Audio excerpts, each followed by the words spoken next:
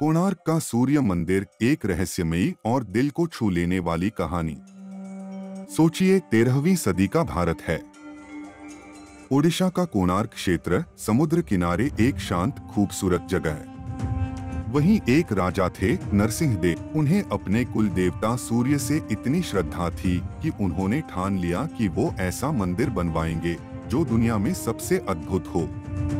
उन्होंने घोषणा कर दी, एक मंदिर बनेगा जो न सिर्फ सुंदर होगा बल्कि ऐसा कि सूरज की पहली किरण सीधी इस मंदिर के अंदर आकर सूर्य देव की मूर्ति को चूमेगी।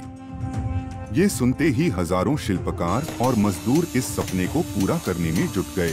कहते हैं, इस मंदिर को बनाने में 12 साल लगे। दिन रात मेहनत हुई, हर ईंट में कारीगरों की आत्मा बस गई। राजा ने भी सोचा था कि मंदिर पूरा होते ही इसे देखने के लिए दुनिया भर से लोग आएंगे। लेकिन जब मंदिर का आखिरी हिस्सा बनना बाकी था, एक मुश्किल आ खड़ी हुई। मंदिर का मुख्य शिखर बनाने का तरीका किसी को समझ नहीं आ रहा था। इतने सारे अनुभवी कारीगर सिर खुजाने लगे, कोई हल नहीं सूझ रहा था। राजा परेशान हो गए। उन्होंने वादा किया था कि ये मंदिर उनके वंश का गौरव बनेगा, लेकिन अब तो सपना टूटता नजर आ रहा था। तभी एक 12 साल का लड़का आया। उसका नाम था धर्मपद। धर्मपद कोई साधारण बच्चा नहीं था। वो उस समय के सबसे बड़े शिल्पकार विश्ववसु का बेटा था और शायद अपनी कला में पिता से भी एक कदम आगे। उसने सबको भरोसा दिलाया कि वो इस समस्या का समाधान ढूंढ सकता है। लोग हैरान रह गए, एक बच्चा और इतनी बड़ी जिम्मेदारी। लेकिन उसके साहस को देखते हुए उसे एक मौका दिया गया। धर्मपद ने एक रात में उस आखिरी शिखर को पूरा कर दिया। सुबह जब सबने देखा तो आंखों में विश्वास नहीं हो रहा था। मंदिर पूरी तरह बन चुका था। लेकिन ये खुशी कुछ पलों की ही थी। धर्मपद को ये बात समझ आ गई थी कि उसकी कला से ये राज खुल गया कि मंदिर कैसे खड़ा हुआ। उसे लगा कि अगर उसने ये बात सबको बता दी तो लोग उसे महान शिल्पकार मानेंगे और बाकी के कारीगरों की मेहनत का कोई मोल नहीं रहेगा। धर्मपद ने सोचा कि वो इस मंदिर की खूबसूरती बनाए रखने के लिए कुछ भी करेगा, यहाँ तक कि अपनी जान भी दे देगा।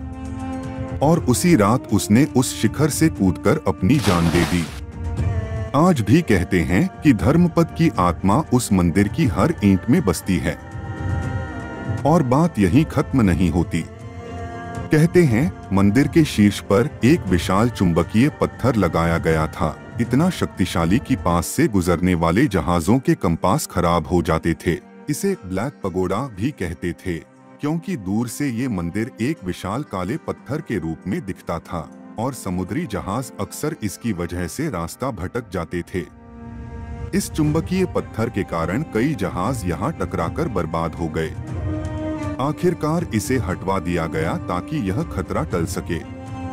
आज इस मंदिर के भीतर वो चुंबकीय पत्थर नहीं है और न ही धर्मपद की बनाई वो अद्भुत मूर्ति है जिस पर सूरज की किरणें पड़ती थीं।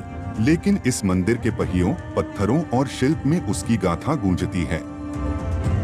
मंदिर के रथ के 24 पहिए और 7 घोड़े उस समय और जीवन के प्रतीक हैं, जो हर रोज सूरज के साथ चलते हैं। ये मंदिर आज भी खड़ा है, अधूरा लेकिन फिर भी भव्य और रहस्यमयी। कोणार्क का सूर्य मंदिर हमें बताता है कि कभी कभी कला, आस्था और बलिदान मिलकर ऐसे चमत्कार कर देते हैं जिन्हें सदियों बाद भी दुनिया याद रखती है।